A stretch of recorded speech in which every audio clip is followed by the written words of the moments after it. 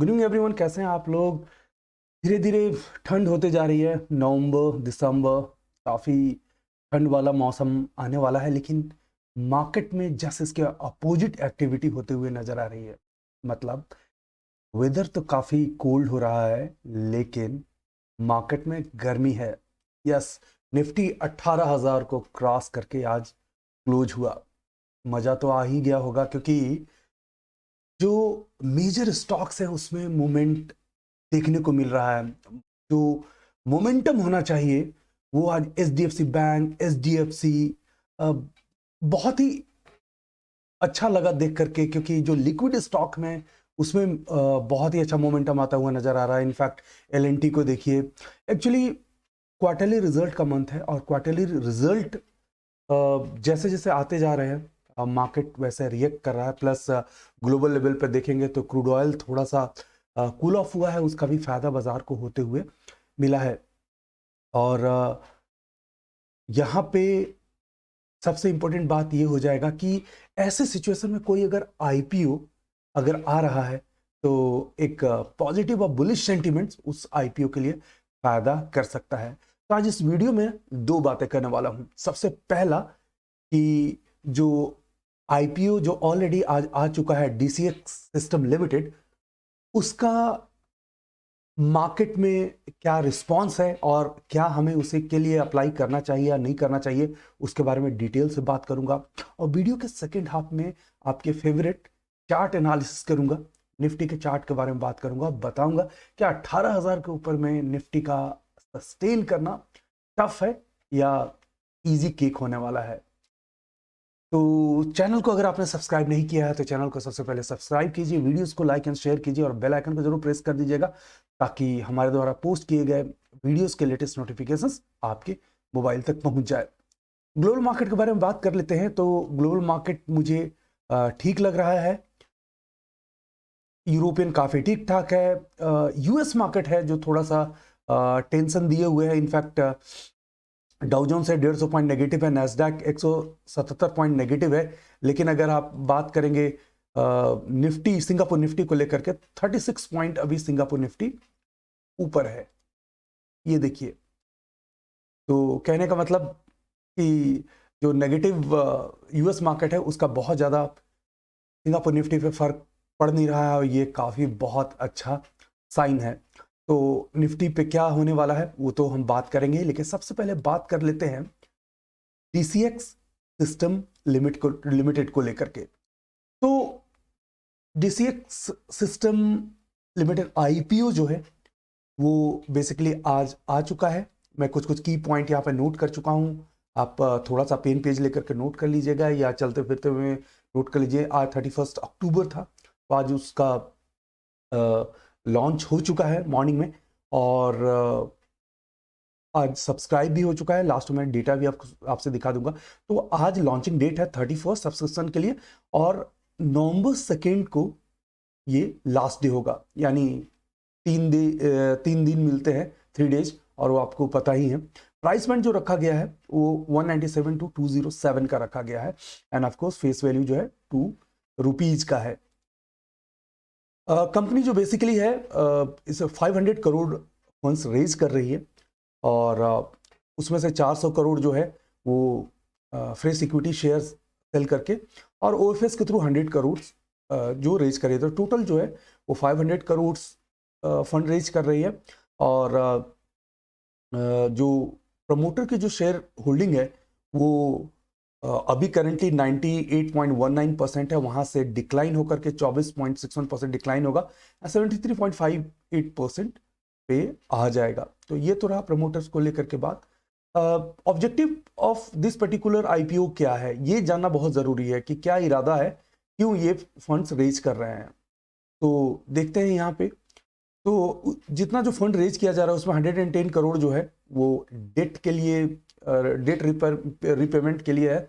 ये वाला थोड़ा सा डिस्टर्ब करता है, क्योंकि कोई भी ऐसी कंपनी जो पुराने कर्जे खत्म करने के लिए आपसे पैसे ले रही है, थोड़ा अच्छा नहीं लगता है। लेकिन स्टिल एक पार्ट है जो उसमें यूज किया जाएगा। और उसके बाद यहाँ पे 160 करोड़ जो है वो बेसिकली वर्किंग कैपिटल रिक्वायरमेंट के लिए है, ये तो बात चलेगा। और 44.9 crore would be utilized to invest in wholly owned subsidiary. तो इट्स फाइन, ठीक ठाक है, बैलेंस में ये चीज़ें हो रही है, तो इट्स ओके। लॉस साइज को लेकर के हम बात कर लेते हैं। तो लॉस साइज बेसिकली जो है 72 शेयर्स का है, और अभी अगर 72 मल्टीप्लाइड बाई 207 अगर आप करेंगे, जो उसका इशू प्राइस है हायर बैंड, तो 14,904 रुपये आपको एक लॉट के लिए लगेगा। और आप जानते हैं एज ए रिटेलर आप 2 लाख रुपए वैल्यू तक का आप अप्लाई कर सकते हैं। उससे ज़्यादा का अप्लाई करना चाहते हैं तो आपको एज ए HNI के तौर पे आपको रजिस्टर करना पड़ेगा और अप्लाई कर सकते हैं। कंपनी 2011 में अपना ऑपरेशन शुरू करी थी, बैंगलोर की एक कंपनी है, और बेसिकली ये जो काम करती है वो डिफरेंट डिफरेंट जो वर्टिकल है, तो उसमें मैं बता दूं बेसिकली सिस्टम इंटीग्रेशन एरिया और रडार सिस्टम, एक्चुअली डिफेंस में काम करती है मेनली।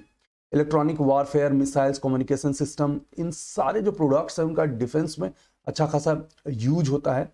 और जिस तरीका से इंडियन लैंडस्केप फॉर डिफेंस जो है वो ग्रो कर रहा है, एरोस्पेस जो है वो तेजी से ग्रो कर रहा है, तो वैसे में इस कंपनी के लिए जो अपॉर्चुनिटी है वो बहुत तेजी से बढ़ते जा रही है। और इनफैक्ट इनके जो कस्टमर है Elta system limited, Israel aerospace, in fact Israel aerospace में तो इसने एक लॉन्ग टर्म इन्वेस्टमेंट किया है। और भारत इलेक्ट्रॉनिक्स लिमिटेड ये काफ़ी पॉपुलर कंपनी है जो इसके कस्टमर है, क्लाइंट्स है। तो ये काफ़ी अच्छा साइन है, कंपनीज के जो बिजनेसेस हैं वो काफ़ी अच्छे क्लाइंट्स के साथ डील कर रही है। फिनेंशियल्स को लेकर के बात करते हैं तो फिनेंशियल अच्छा लग रहा है, रोबस्ट ग्रोथ रहा है बिजनेस में। प्रॉफिटेबिलिटी 2019 से लेकर 22 तक देखेंगे तो अच्छा खासा रहा है। रेवेन्यू का जो CAGR रहा है वो 57% का रहा है, और जो प्रॉफिट आफ्टर टैक्स है पैट वो 159% का है। धमाकेदार धमाकेदार, तो ये मुझे काफ़ी पसंद है। और अगर बात करूं तो FY22 का, तो आप यहाँ पे देखिए रेवेन्यू जो है 1100 करोड़ आया है, जो कि प्रीवियस ईयर से जो है 72% अप है। तो ये कहीं ना कहीं बहुत अच्छा फिगर नज़र आ रहा है। आप प्रॉफिट देखिए, रेवेन्यू देखिए, बहुत अच्छा है।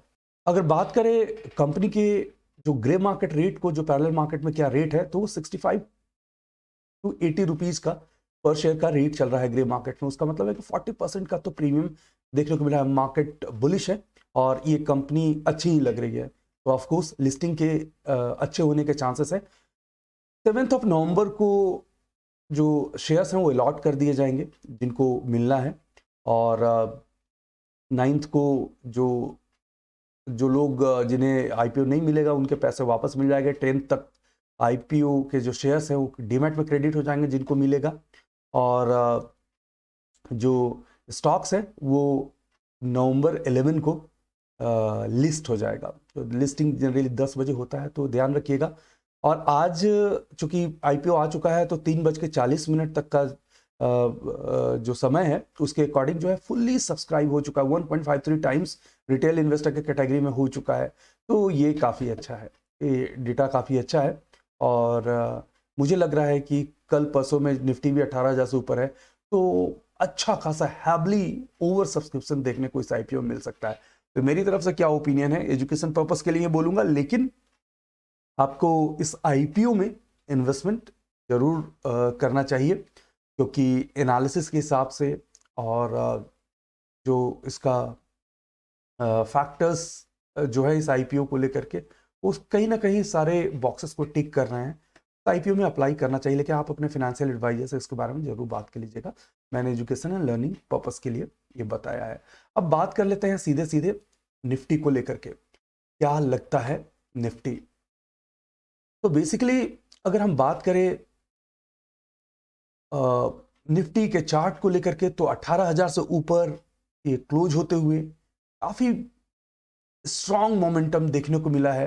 अब बहुत ही रेयर चांस है कि फोरा मोमेंट की अचानक से कोई मेजर डिप मिलेगा, क्योंकि 18,000 के ऊपर जो भी कॉल ऑप्शंस राइटर हैं वो फंस जाएंगे और उनकी शॉर्ट कवरिंग शुरू होगी। तो उस वे में जो प्रीवियस जो एक रेजिस्टेंस था वो मुझे लगता है कल ही शायद टेस्ट होना चाहिए, और वो है 18,000 के 18,100 का। ये मुझे लगता है कल ही ये टेस्ट हो जाना चाहिए, और उसके पहले के जो प्रीवियस जो लेवल्स रहे हैं वो ऑफ कोर्स 18,150 एंड ऑल, वो सारे जो थे एक रेजिस्टेंस लेवल होते थे। तो मुझे ऐसा लगता है कल 18,100 हो जाना चाहिए। एक प्रीवियस एक मेजर हाई था, वहां से एक बहुत बड़ा फॉल आया था, फिर उसके बाद एक रिट्रेसमेंट आया है। तो एक ऐसा लगता है कि 18,100 के आसपास काफ़ी पॉसिबिलिटी है कि टच कर जाएगा। इनफैक्ट ऑप्शन चेन डेटा अगर आप देखेंगे तो हर लेवल पे पुट राइटिंग होते गए। 17,900 पे पुट राइटिंग है, हैवी पुट राइटिंग है, 17,950, इनफैक्ट 18,000 पे तो आप सरप्राइज हो जाएंगे। 38 लाख नजर आ रहा है, ये देखिए 38 lakh put option right of किए गए हैं 18,000 पे। तो 18,000 एक काफ़ी स्ट्रॉन्ग सपोर्ट के तौर पे होगा, तो बाजार ऊपर आता ही नजर आ जाएगा। और ऊपर में देखिए कोई बहुत ज़्यादा सिग्निफिकेंट कॉल राइटिंग नजर नहीं आ रही है। 18,300 और 18,250 पे जाकर के कुछ ठीक ठाक कॉल राइटिंग है। तो इसका मतलब है कि 18,000 के ऊपर तेजी से बाजार निकलता हुआ नजर आ सकता है। हल्का फुल्का कंसोलिडेशन हम देख सकते हैं, लेकिन डाउनसाइड अब लिमिटेड हो रहा है, ये खास बात है। और एक और रीजन मैं बता रहा हूँ डाउनसाइड क्यों लिमिटेड हो रहा है। आप जरा देखिए इंडिया विक्स को, इंडिया विक्स 15.77 आ गया। अब मुझे लगता है थोड़ा बहुत और अगर नीचे आया तो कंप्लीट बुल मार्केट हो सकती है।